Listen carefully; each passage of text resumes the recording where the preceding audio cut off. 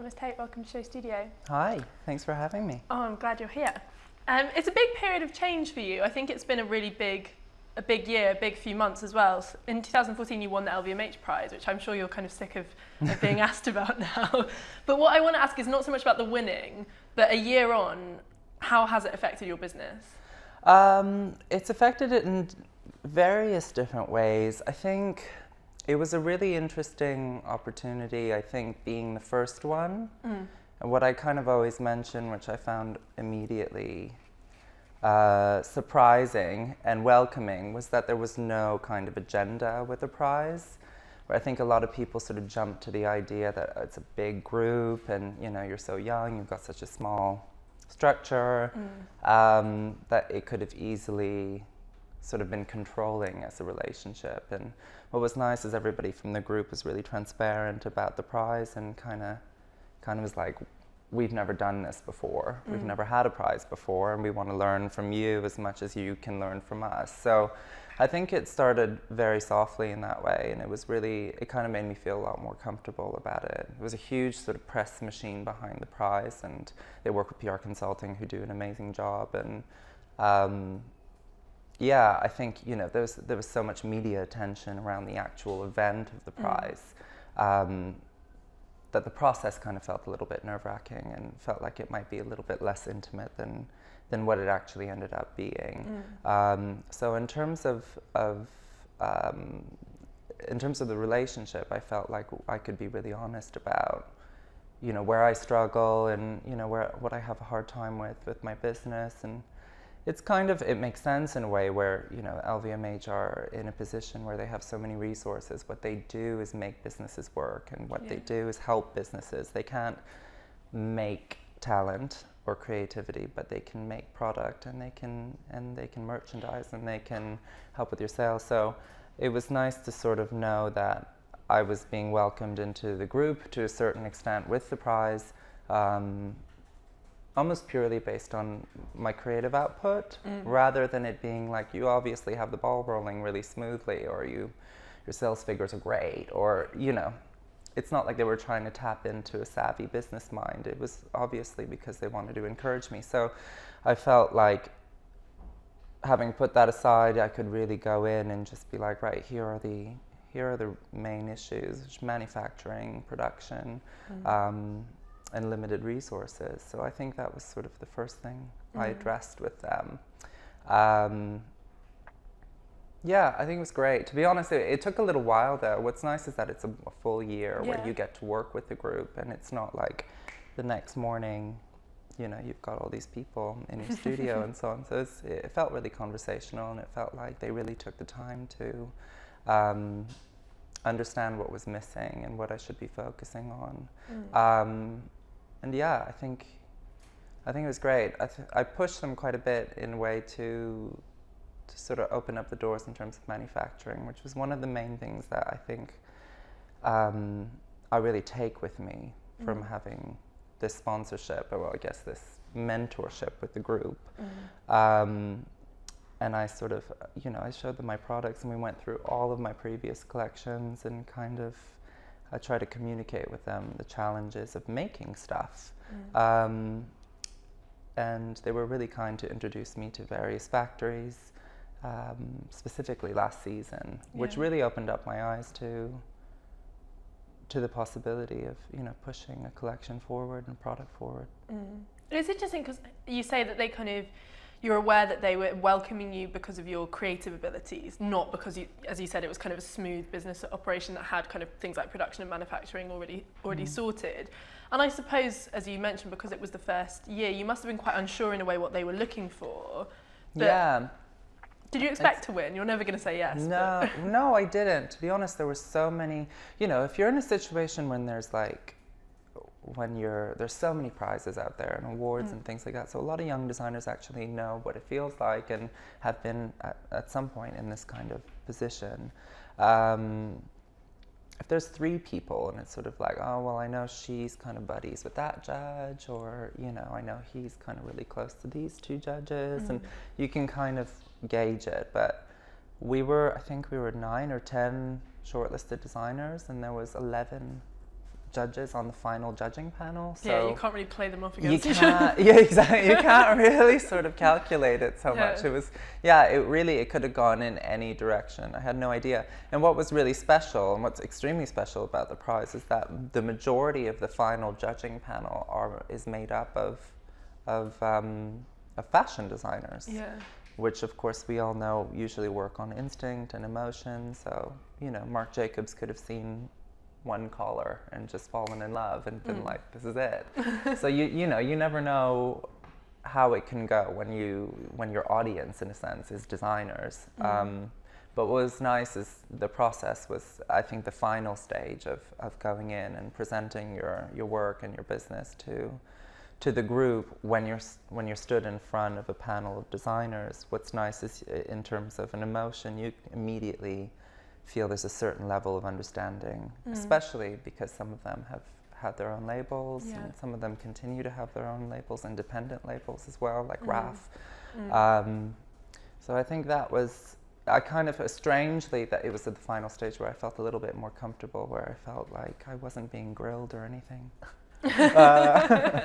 Not like now. It's interesting though, because one thing that I think came out of it when you spoke to the press afterwards, you talked about the sense of relief, and I think, I don't want to put you too much on the spot, but I wonder, kind of, without the prize, do you think you'd be in a very different position with it? Because there have been times for you where you have really struggled to kind of, you know, keep things going. Absolutely. I mean, with any business, you need money. You know, it's very expensive, whether you're, you know, manufacturing juice boxes or clothing. Having a business, an independent business, and staff, it costs a lot of money. And I didn't come from a business background, and I don't necessarily come from a wealthy background, so I kind of started a business with a student debt and just kind of winged it. So yeah, it did really come at a pivotal time for me, and it really did, you know, the money, I think that's one of the things that was really funny at the beginning when, you know, I had just won, where so many journalists are asking, you know, like, oh, what is it like, and what are you taking from it? And the immediacy of it, obviously, it's like cash. You know, this is great. I've got money coming in, which is really fantastic. But yeah, it was a difficult time for me, I think, around there in particular. I think it was sort of, I feel like I was reaching sort of a climactic moment where attention to what I was doing from a more sartorial perspective and from a media angle seemed to be going quite well. Yeah. And I think people were developing a little bit more of a language with me and an understanding of I guess, a creative world. But that can kind of grow and develop and sort of skyrocket quite easily. And then you realize that the commercial side of the industry is very segregated. It's very separate. Yeah. So I really did feel there was this strong imbalance in what I was doing. And mainly because I didn't have the money to manufacture and to take on that many orders and confirm deliveries on time. And yeah, it was really at that moment where I felt it was very strange to be invited to go to LVMH in Paris and to be meeting all these incredible people. And then when you go back to London, you realize you don't really have a team and you really don't have any money, you know, you have, like, it's difficult to function. So it really felt like there was quite a gap between how people see things and how things actually were behind closed doors, behind the wall. That gap's a problem though, I think, especially for people based in London who do generate this huge amount of press attention, and they get so much sort of acclaim from the media, and I think it can create this illusion that they're a lot sort of more, I think, strong as a brand than perhaps what the sales are showing. And that's not necessarily because there aren't buyers who are interested. It is, as you say, because they can't actually like manufacture and produce. Yeah, and I think there's sort of, as a young, specifically for young people, there's this sort of, there isn't so much of an alarming reaction to media interest. I think, you know, for young people who are so savvy in terms of communication and social media and who are social people, obviously, and living in a city like London, where you get to meet a lot of people all the time, it isn't as alarming to sort of have a media boost in a way. I think people adapt to it quite organically. Have you ever found it hard?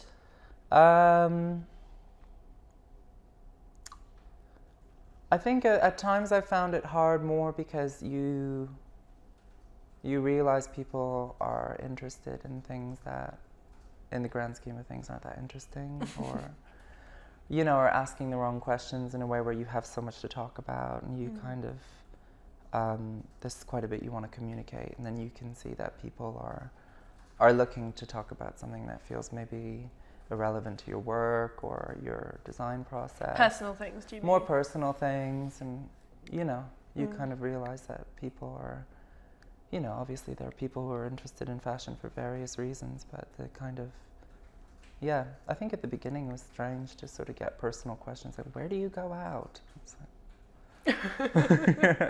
rather than talking about, women's wear. So I thought that was kind of distressing, but I think as young people sort of, I don't want to say that, we kind of naively go into it and we go like, woohoo, I've got, some coverage and people are talking about me and so on. And they're kind of more comfortable with that without really sort of understanding that maybe the other side of the equation isn't developing as quickly, and that can really create a strange awkwardness. It's interesting you talk about that media activity, because I was going to ask this later, but it seems quite pertinent now. Like, when I was researching, I read quite a lot of early interviews, and one of the things that really struck me is it wasn't so much about not wanting to talk about your personal life or things that were private. It was more, you seemed really, really keen not to define your aesthetic. People kept asking you, how would you, it's kind of a lazy question for a journalist, but people would say, how would you describe your aesthetic? And you wouldn't. You said, I don't want to do it this early on. Yeah. Why was that? Well, I think if you kind of look through the last seasons and look through the 4 years that I've been doing what I do, you can probably understand why I didn't want to, because there was so many things I wanted to do, and you can see that the collections, not so sharply at the beginning, but kind of evolved and sort of gradually introduced different ideas. I think, I graduated from St. Martin's and my entire collection was black. It wasn't meant to be, but it just ended up being that way because of the fabric availability, and it was actually meant to be blue. But you kind of felt like everybody's like, oh, you're a minimalist, and you're really dark and moody, and this is kind of what you do, and it might felt appropriate to label it in that way at the time, but I kind People still do. That must be frustrating, I think, because you get these tags really early on, and you're right, they stick with you no matter what you do. It is that sense of things being.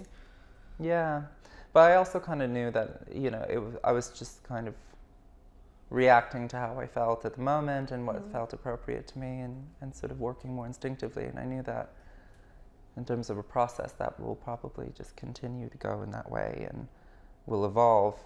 So I didn't want to label it. I didn't want to give it a visual label, because of what we do is design. So you don't want to put yourself in a box so early on in the game. Do you think people understand your work? Yeah, I mean, I don't think it's that complicated. I don't identify as a conceptual designer.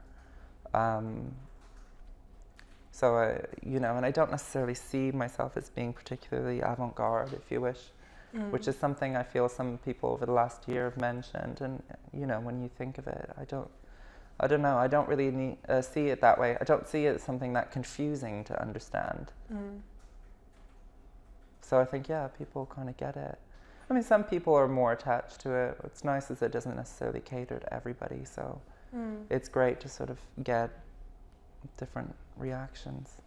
I'm intrigued that you say that, because I think people often do look at your work and make note of it for its complexity, or perhaps people often call it avant-garde, for example. And do you think people see more, not saying people think you're smarter than you are, but do you think people see more concept in it than perhaps you're intending, purely? Yeah, I think, definitely. People like to read into things very quickly, and I think it's just natural as well. I think what's really telling is right after the show, when you have interviews and so on, you can kind of, you get the feeling that you need to identify what the concept is or what the theme is, and I appreciate that people might not have the time to not have a concept or not have a theme, and then really have to, you know, scratch their head and make something to talk about. Because you're also quite guarded about your inspirations, aren't you? Yeah. Well, because it's not very selective in that way, where I don't necessarily take a visual reference and put it up on a wall and then refer back to it over the course of a season and sort of have that as a focus. I get annoyed with that, and then I feel like it's kind of crippling me a little bit.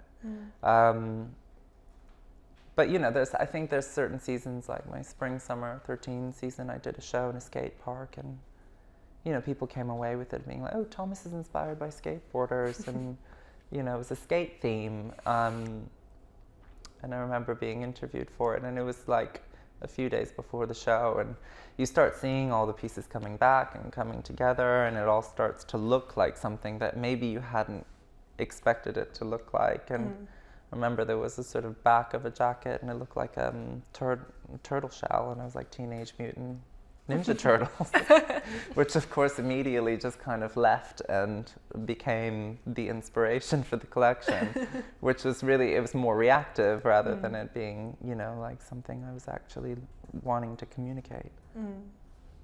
We've talked quite a lot about the present and about sort of how you design. I do want to go back and talk about just you as a person. And tell me, because you grew up in Montreal and you've said in other interviews that fashion wasn't something that was sort of a big part of your upbringing, which is interesting because a lot of designers sit here in this series and they talk about, you know, watching their mother get dressed and making, you know, doll clothes. Exactly. That's not what you were doing then. No, not really. Yeah. I think in the beginning I really wanted to have one of these adorable stories about, you know, making clothes for my sisters and stuff like that, but it was definitely not the case.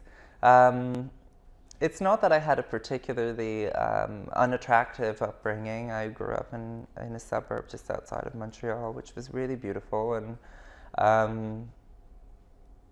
yeah, it was just kind of, it wasn't fashionable. I mean, we didn't really sort of have an understanding of luxury goods.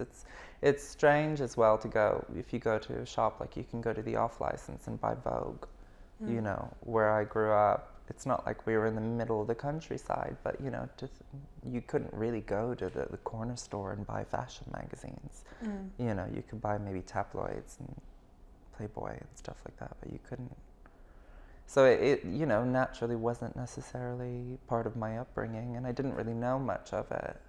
But you cared about clothes, is that right? I cared about clothes. I think I cared about clothes. I cared about how people presented themselves. I cared about like things that I didn't realize were connected to fashion until later on. I think visuals was a big thing. I also was kind of, I don't know, my two older sisters were quite a bit louder in presence than me, I think, and kind of gave my parents a hard time. So, so you the good one? So I was kind of left to, I was kind of like, oh God, I'm gonna chill for a bit. And so I kept to myself a little bit more, and kind of gave me some time to daydream and get bored and make things up. And then it was only later that I realized that sketching all the time and being fussy about the way things feel and being upset about how kids look at school sort of came together to make sense when I started to develop an interest in fashion.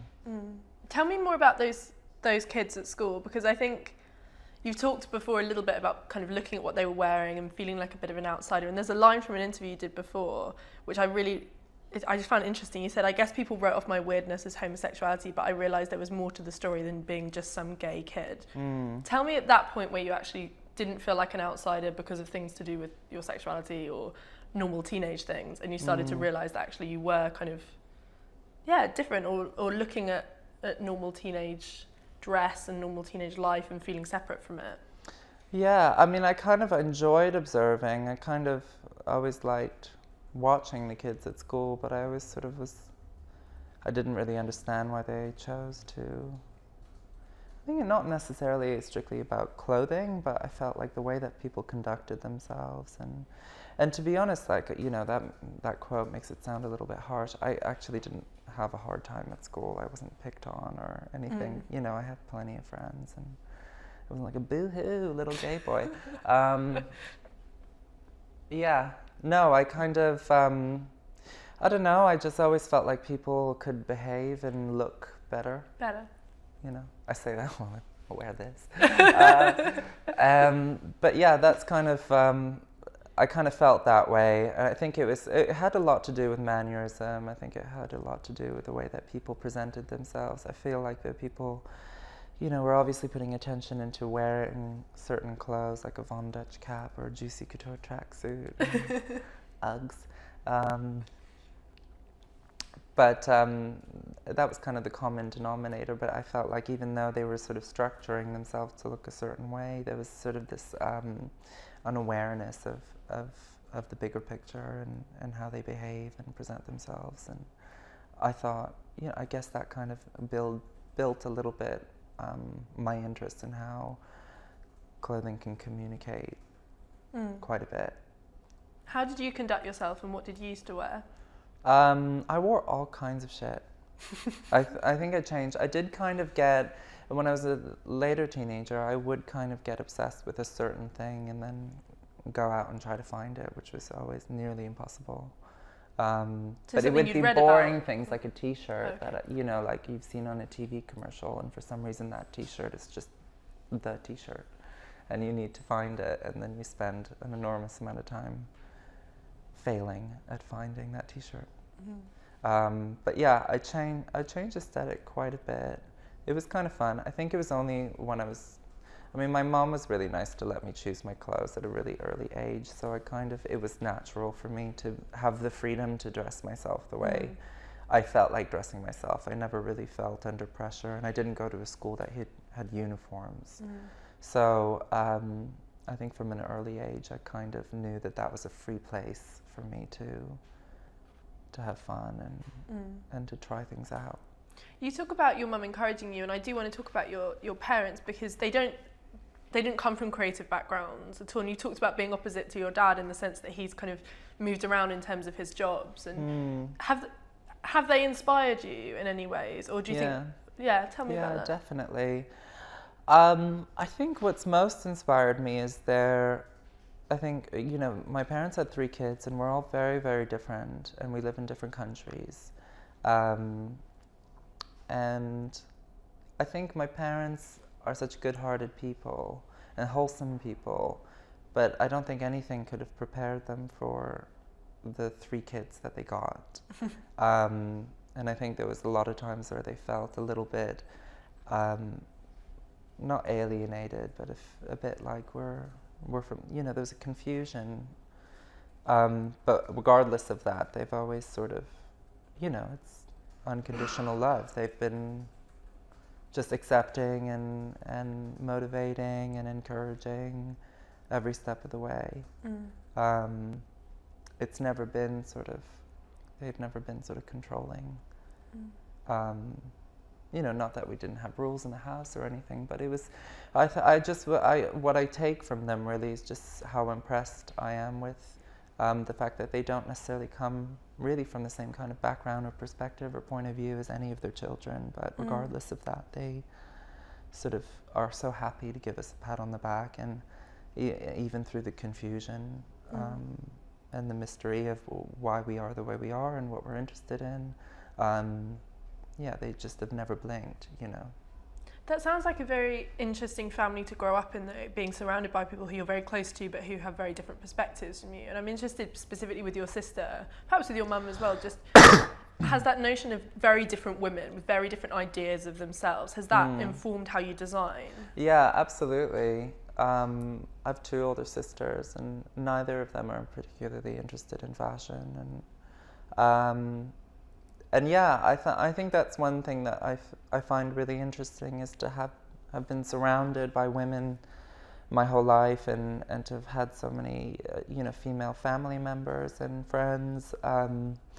One thing I find interesting is that each of them are so different, and I don't think any of the women that have been close to me in my life from an early age in any way exemplify a stereotypical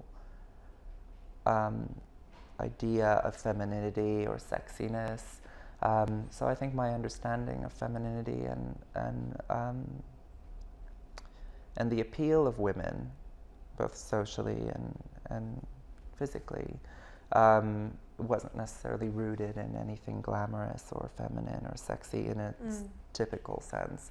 And it's kind of really, sorry, I have a feather.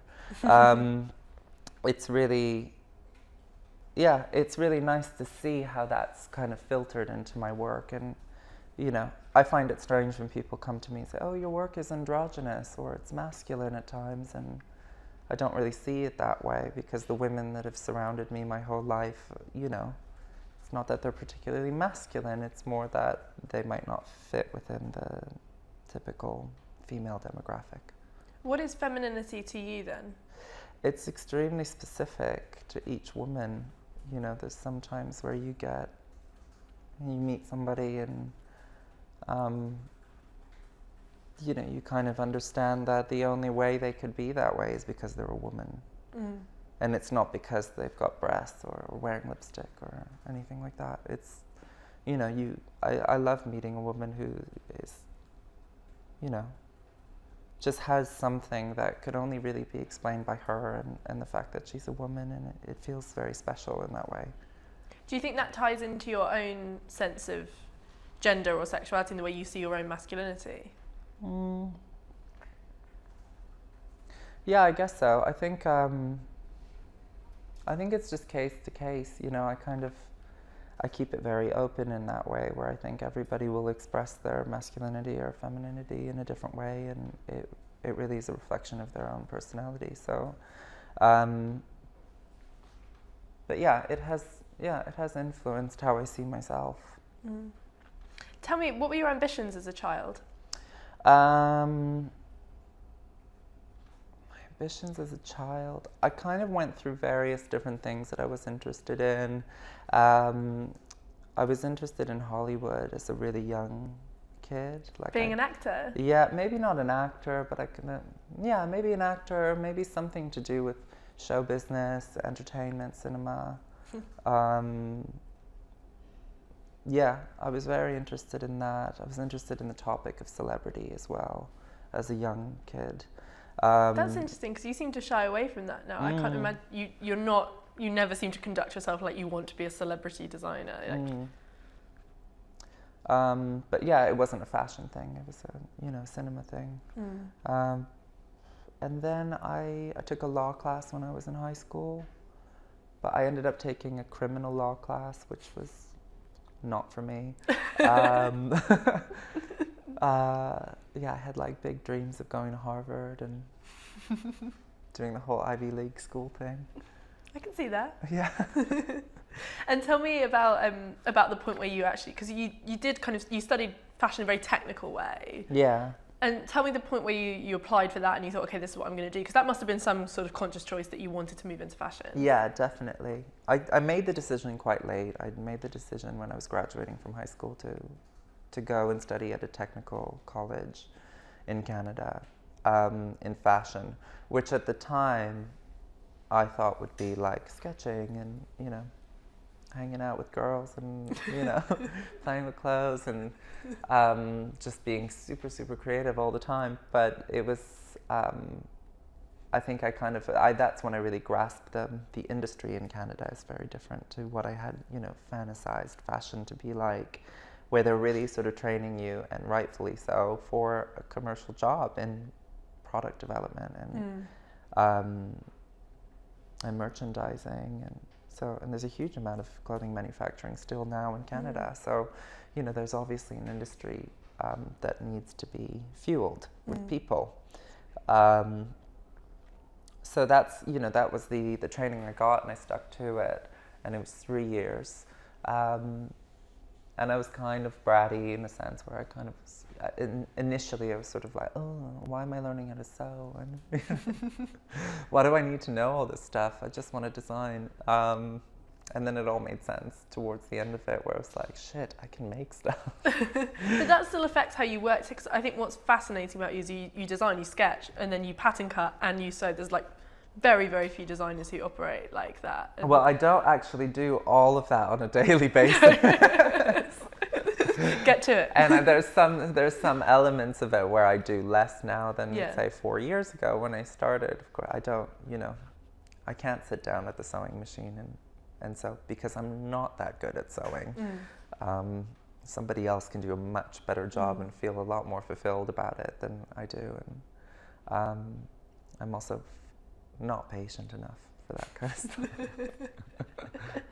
So it sounds to me like you didn't enjoy college that much. Like I liked it in the end. I think I did. I think it took me some time to really value what I learned at college. I think in the moment at the very beginning, it was sort of confusing why I was making and developing clothes, and then in the end I kind of I became so obsessed with moving to London and studying at St Martin's, and I really was thirsty for the polar opposite in an educational experience, where I really wanted to go and immerse myself in something purely creative, and I kind of really wanted to counteract the technical experience.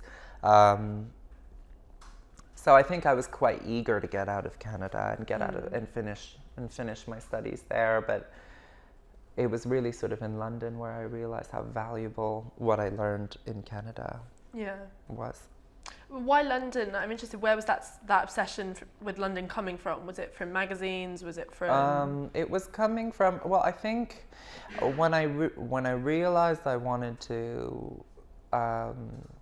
When I realized I wanted to get a creative education, or to take a moment to do something that felt entirely personal and completely creative, and when I became more aware of perhaps the more the creative ends of the fashion industry, and certain designers like John Galliano and Hussein Chalayan and Alexander McQueen and Sharon Walcob and Preen, I kind of saw a common denominator amongst a lot of them, which was Central St Martin's. So I became immediately obsessed with going, and I've always sort of been the kind of person who decides something and then forces it to happen.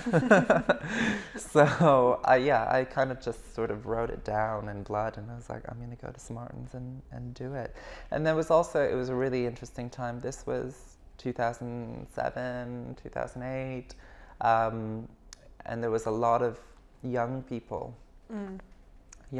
in London who were fashion designers or stylists, and just people going out looking amazing. And you think of Boombox and these sorts of parties that were happening, and I just found it really impressive and attractive to see how many young people were celebrated and encouraged to do whatever they feel like doing, and how much there was an enthusiasm for youth and for creativity in London that I didn't notice anywhere else. So that kind of really motivated me as well to make the move. Were you applying to St Martin's? Must have been a very emotional process then, if you were that invested in it. Did it occur to you what you'd do if you didn't get in? No. You just knew you would. I didn't know that I would get in, but I actually didn't apply anywhere else, and I didn't have any plan B's or C's. I was just kind of, it has to happen. I was a mess. I was a total mess. What do you mean? I was just, I just kind of, I worked obsessively on this portfolio, and I had no idea what I was doing. So no art school, no, fashion foundation or creative classes. So I sort of, I really tore my hair out trying to figure out what to put in a portfolio. I obviously, the work I was doing in Canada, you can't necessarily send someone a block jacket, or you can't send someone a spec sheet or a technical drawing. You have to have a creative portfolio. So that was sort of a completely self-motivated projects that I did at home and put into this portfolio, and I kind of, just would stay up all night working on it for weeks. Did they ever explain to you what they saw in you? No, not really. Did you Did you do well there though? Because I've read before you said that you almost failed your first year. Yeah. Why? Don't know. I mean, it's a really competitive course, and there are a lot of people who leave the course. I think my first year I was extremely focused on trying to deliver something in a way that would be legible for St. Martin's. I had this idea that Central St. Martin's had some kind of systematic St. Martin's technique, and I focused a lot of my energy in trying to present things in a way that would please the tutors, or that I felt would be the right thing or the right way of doing something for the course and for and for Louise, and then I think I realized I got very frustrated with that, and I felt like I wasn't giving myself the opportunity to really investigate what I'm personally interested in, which was the first motivation to go to St. Martin's in the first place.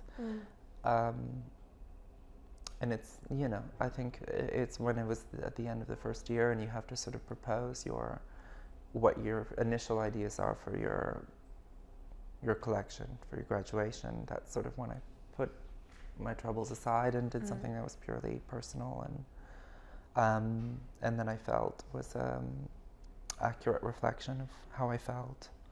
And it's really then when I feel Louise sort of understood what I was interested in and how I wanted to express myself through fashion, and I think from that point on things ran a bit smoother.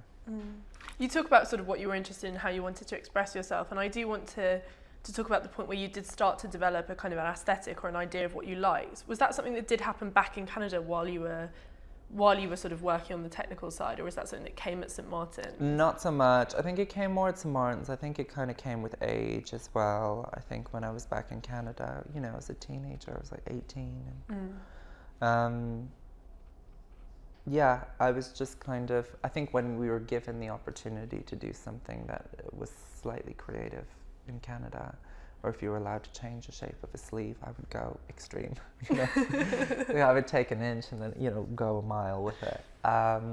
So it wasn't necessarily so much about like finding my vision, or it was more just kind of blowing up mini creative opportunities. So it didn't really give me the chance to get a broader idea of what I was interested in and what would represent me visually. And tell me, throughout St. Martin's, did you always think that you'd start your own brand, or was that something that just kind of happened?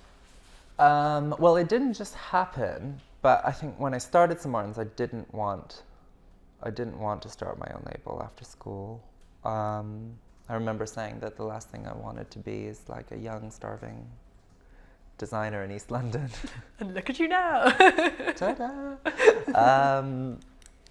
No, I didn't want to do that, and then I graduated, and I realized that the work I had done that I was really proud of, and what was in my sort of final portfolio, was perhaps a little bit too personal and too narrow in vision to bring to a company as an application. I think in terms of how I functioned as a designer. What do you mean in terms of narrow in vision?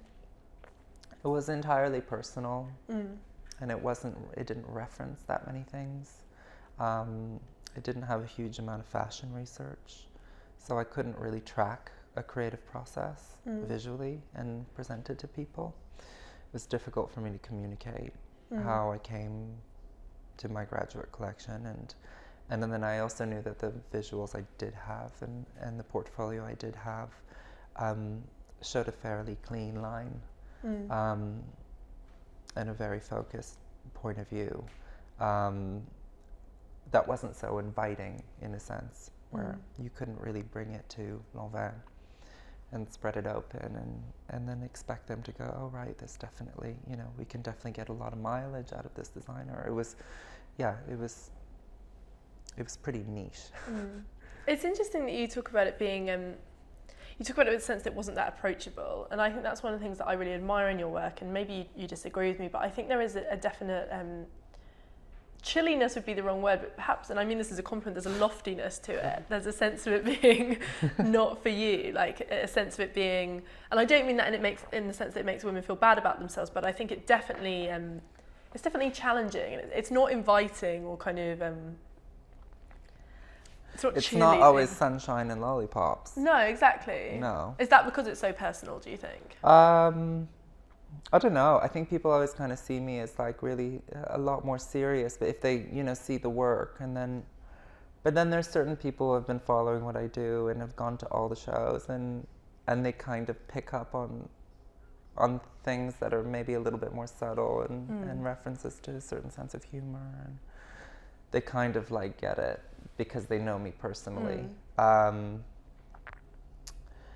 But yeah, sorry, what was the question? It was like, there was about it being chilly. Because I think, it's interesting. I think you came along at a point where fashion was relatively gimmicky, and I wonder if what you've done is a conscious reaction to that. You came along when there was a lot of digital print, for example, which isn't necessarily gimmicky, but fashion was very kind of shouty, whereas your work, it's always kind of whispered. Yeah. I don't know, maybe I wasn't confident enough to speak so boldly. I think it took me about like a couple of years before I could introduce myself as a fashion designer.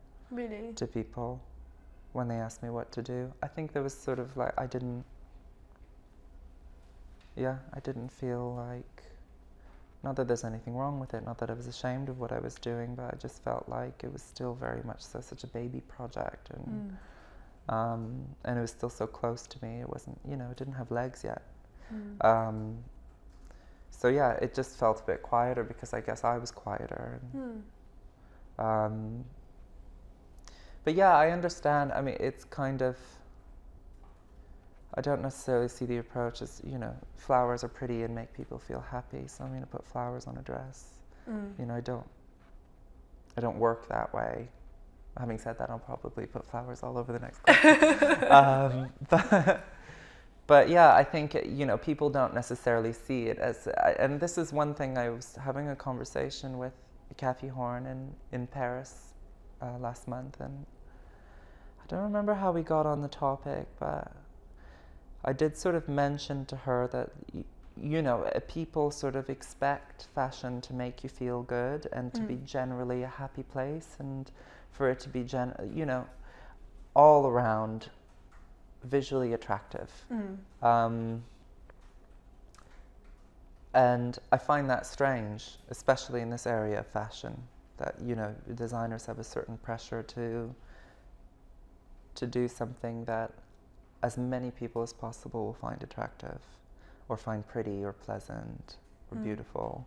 And that I feel the window of opportunity to find beauty in things that you wouldn't normally find beauty is closing, and it's becoming smaller. Is that because of the pace of fashion?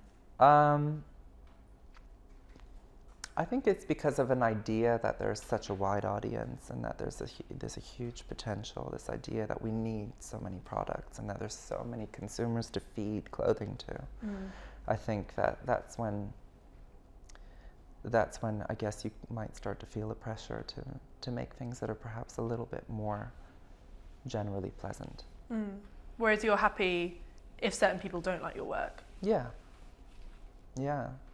And even if they don't like it, I've always been the kind of person who, I always put my foot in it by saying that I'll never do this, or I hate that, or I'll never wear that.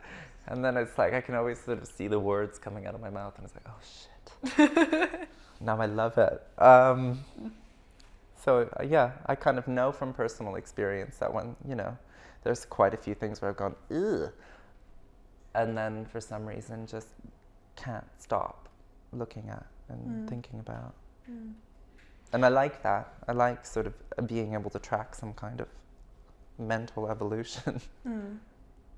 It is interesting, you've talked a lot about, that sense of evolution, but also that sense of, I found it really interesting when you talked about being quiet, kind of when you started out, and it's been made a lot of in the press that you were kind of the youngest designer to graduate from that MA St Martin's course, and not so young anymore. Did you ever feel out of your depth though? Did you feel younger, I guess, than the other students? Well, some of them. I mean, some of them had had careers before going to Smartens and decided to go back to school just because they wanted to. Mm. You know, there was definitely some age gaps. It was funny because one of the oldest, I mean, we were all a young bunch of people, but, you know, the one that was quite a few years older than me is one of my best friends now. And, you know, it's sort of, I didn't necessarily feel excluded. And just getting back to, you know, one of the motivations to come to London was because I knew there was this genuine enthusiasm for young people. Being young wasn't something where you didn't have a voice, or you know, you weren't given a fair opportunity because you might not have a huge resume or all this experience. So I didn't feel sort of aside, or I didn't feel like my youth was slowing me down or crippling or any of that. Did you feel like you had certain different reference points to other students or other designers? Similar reference points? Yeah, or different ones. Did you feel ever part of a different generation? No, not really. I think we were quite a happy bunch at school. You know, everybody. I think the year before us, we kind of came into it and saw that there was perhaps a little bit too much of a competitive nature. Who was in the year before you? Who was in the year before me? There was Michael Vanderham. There was David Coma. There was... Shit. I know.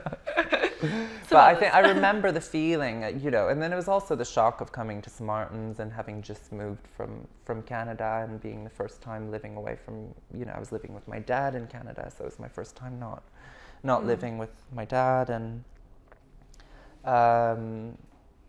yeah, there was kind of a shock, and I found it a little bit alarming just how competitive, and you know how a lot of people's work was quite hidden away, and people would cover their toiles so that other students wouldn't see it, and things like this. And I think our class was a little bit more open, and I think it was nice because we were all doing extremely different things, and I think that's something that resonates in fashion and London Fashion Week, where you can't really put that many designers in the same box because pretty much we're all doing different things. On that note, who do you see as your peers? I think there's sort of the generation, sort of Jackie Lee, who was in my year. There's Simone Rocha, who was in my year. There's also, because it's easy to track with London because you see so many designers going through these sponsorship schemes together, and you know they do Fashion East together, or they do New Gen together. But do you relate to them just because of the age and the notion that you're in the same year, but aesthetically, do you also feel a certain kinship with them? It's interesting you talked about everyone in London being very different. Yeah, well, I don't know. I think you can really see, I think people sort of notice the evolution from, like you were saying earlier, there was a lot of your digital print happening in London right before I got here, and then you see a crop of designers who aren't necessarily doing that anymore. I think there was a moment where people sort of liked to pick up on various designers in London and bracket them together as minimalists. Yeah. And I think this sort of came with a gust of enthusiasm from Celine and Phoebe Philo's work at Celine when it was starting. And people sort of were looking to make that perhaps more of a story than it actually was. But yeah, I think in terms of designers, I don't know. I mean, you know, I went to school with Simone Rocha, and she's a friend, and we really get along, and you know, I really respect her process and her product, but we're very different, both in terms of a visual and I think how we function as designers. It's a different thing. Tell me about some of the designers that you admire, because one of the things that struck me when researching you is you talk a lot about Alexander McQueen and how that idea of the show kind of inspired you in some ways, which is interesting because you are, I think your shows are very, they're very considered, and they're not just kind of girls going up and down a runway. You think a lot about space and atmosphere and everything down to sound. But I wouldn't say you're necessarily a theatrical designer, but perhaps that's just the aesthetic. Do you see what you do as theatre? Yeah, I think it is very theatrical. I mean, not all the shows, it might not be a case of like razzmatazz and lots of bells and whistles. Can you say razzmatazz again? Razzmatazz. I do see what I do with a fashion show as very theatrical, and I know it is. But I think one thing that I guess you could say to talk about the physical structure of the show and how it might differ as being perhaps a little bit less loud in terms of theatricality, is I don't really tend to build things. I don't really like to physically make something that will use space in a show venue. I kind of like to use the empty space in a way to communicate something theatrical. So it will usually be a lot more on setting and in terms of light and smell and choreography. So it's not necessarily so much about building a stage or bringing elaborate models props in on a horse or whatever. So I think that in that way, people don't necessarily go, they can't really write about the show or come away from the show going, we came into the venue and there was a huge mountain of, of flowers or, something like that. I think there's an emptiness on first instinct when you walk into a show space and you feel there's a void, and I like the challenge of taking that emptiness and filling it with something that you might not be able to touch. I think that goes back to what I was asking kind of earlier about whether people understand your work, and it seems like you do. Not that you're trying to trip people up by any means, but it feels like you do really want to challenge people, and you. And sorry, my Swarovski cape has just fallen. It's so heavy, isn't it? It's so heavy. This is Thomas at work. Redesigning. Just some light feng shui. Redecorating. Getting comfortable. And now we're back. I was asking about that notion of challenging people, and I think you said before that you do feel that people understand your work, but it's a hard question, Jules. It doesn't feel like you ever want to kind of play to a system or make things easy for people. Yeah, I mean, there isn't, the mission isn't to please as many people as possible and as quickly as possible, that's for sure. But it isn't necessarily, I don't give myself the challenge of pissing people off. Yeah. I'm a little bit more introverted than that, and I kind of like to keep things kind of under control and quite focused, and I like to have the freedom to do what I want. I kind of always find it surprising, just getting back to the shows when people go like, "Ugh, it was weird," or "The venue was strange, I don't understand," and health and safety, and a lot of these reactions are coming from the young journalists. Yeah. It's not coming from the older journalists who are, I've been around the block quite a few times. Those are the ones who are usually kind of like, "Yeah, I loved it." But do you think people? But then you get a younger journalist going like, "I don't think this goes with health and safety regulations." I'm like, something could have fallen on my head. It's like, chill out. It's a fashion show. But do you think that goes back to that notion of pace? I think people want things to be made very easy for them, and we kind very easy. And I mean, I think I can kind of understand as well that the fashion calendar is so big, and there's so many shows, and people want to go and see as much as they can when they're in that position to go to a fashion show, and that's part of their job, which is amazing. So I guess there are a number of people who like it to be quite. Yeah. Do you think you would have done better if you'd played to that system, if you'd given some nice show notes with all your inspirations, and if you'd been very clear about what your aesthetic was very early on? And I think I would have probably offered people a bit more to speak about, because people really like having already like a prearranged tagline. So I could have just been a blabbermouth and made up inspirations and concepts and just let it rip. And then perhaps that would have filtered into more media attention or features or what have you. But I guess that wasn't really my motivation. But you have in turn sort of spoken about being, I guess it's the frustration of being so passionate about what you do and so committed and doing it kind of as many young designers do on a shoestring and pouring everything into it, and then the frustration of, say, only having a handful of stockists and the fact that there are people who would love your work that can't access it. Tell me a bit about balancing that. Balancing the two ends of it. Yeah. Well, it doesn't necessarily feel like a balance, and I never really felt like I was very good at balancing it. It's a challenge. I mean, it's really hard, and I don't necessarily feel like I ever got good at not being technically successful. And it's something that I find very important to communicate, because I've always had such a love for things, for beautiful things. And this isn't necessarily a case or a situation of a designer who just wants to put on a show or have some kind of visual world communicated to people. I think a lot of it does come from a serious appreciation for clothing and beautiful things and how those things feel and how you can interact with people with clothing, which really sort of cements my desire to succeed from a business angle, because I do want women to wear these clothes and to wear them for a very long time.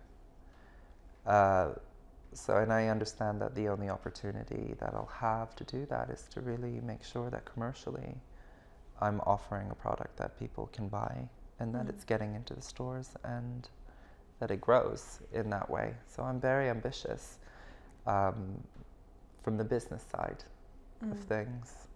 But I also have to be realistic. You know, I appreciate that not every woman is going to look at a runway show and think, I want to look like that. Actually, quite a small amount of women, I think, would look at it and be like, I want to look like that head to toe. I'd rather fall in love with a product when they have the chance to see it. It's interesting to hear you talk about product. Do you think your notions of what it means to be a successful designer have changed? Yeah, definitely.